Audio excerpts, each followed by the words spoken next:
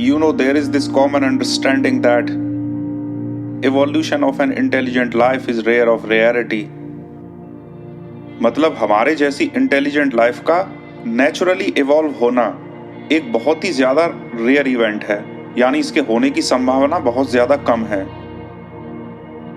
Despite the fact that universe की as 14 अरब साल है, 14 अरब साल भी कम पड़ सकते हैं एक हमारे जैसी इंटेलिजेंट लाइफ को इवॉल्व करने के लिए by mean of natural selection. That is what a certain fraction of population tends to believe, और ये बात काफी हद तक सही भी है। You know what is the best thing about scientific understanding? Well, it has a virtue of having a possibility to be able to change, precisely to be more consistent with the new data. So understanding is liable to change.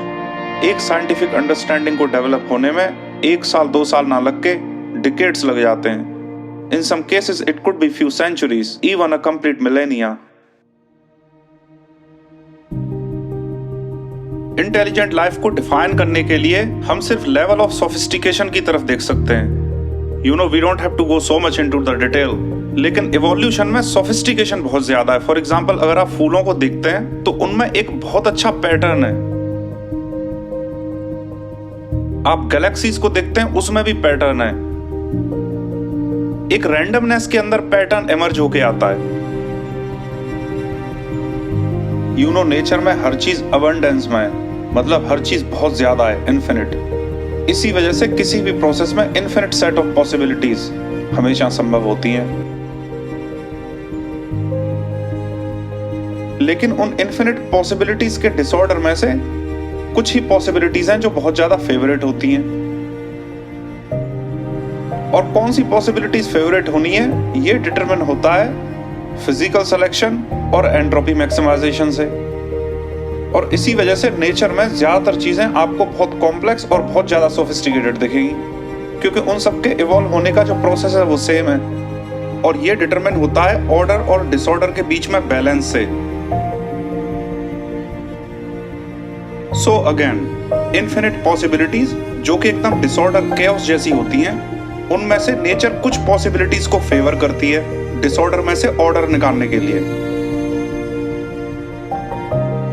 और ये disorder और order का जो balance होता है वो determine होता है इस चीज से कि एंट्रोपी कैसे मैक्सिमाइज हो रही है।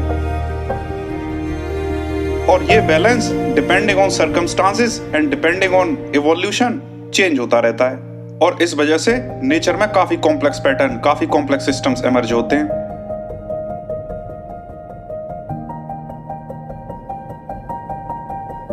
आपने देखा होगा कि ज्यादातर नेचुरल चीजें छोटे स्केल पे बहुत रैंडम दिखती हैं, लेकिन जैसे ही जूम आउट करके हम बड़े स्केल पे देखते हैं, वो रैंडम डिसऑर्डर्ड चीजें एक ऑर्डर ले लेती हैं।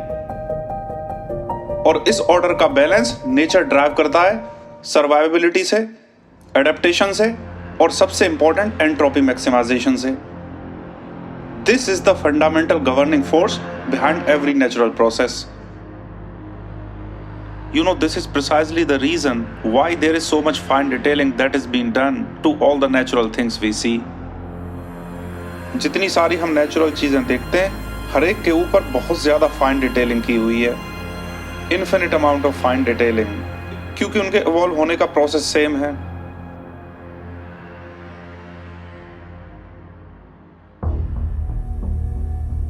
अब इंटेलिजेंट लाइफ को बनाने के लिए नेचर ने जो सबसे कॉम्प्लेक्स मैकेनिज्म इवॉल्व किया है पिछले 46 मिलियन ईयर्स, मतलब करीब 4.5 करोड़ साल में, वो है ह्यूमन ब्रेन।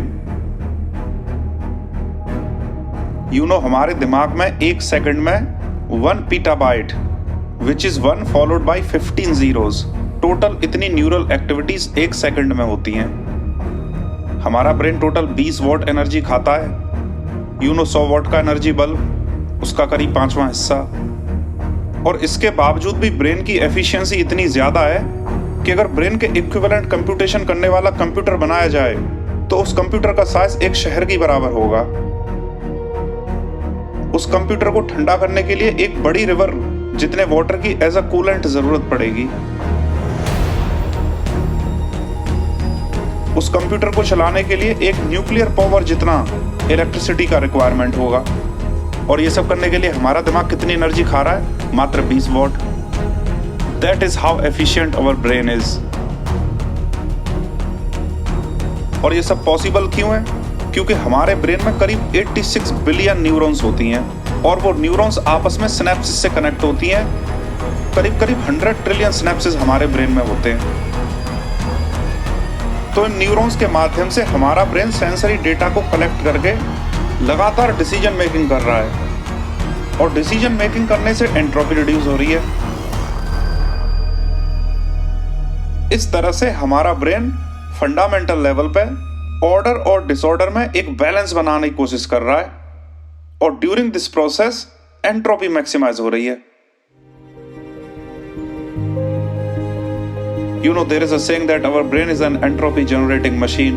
इतनी ज्यादा एंट्रोपी हमारा ब्रेन जनरेट करता है क्योंकि हमारे ब्रेन का इंटरनल ऑर्डर इतना ज्यादा कॉम्प्लेक्स और सोफिस्टिकेटेड है। जितना ज्यादा सोफिस्टिकेशन उतनी ज्यादा एंट्रोपी क्रिएशन।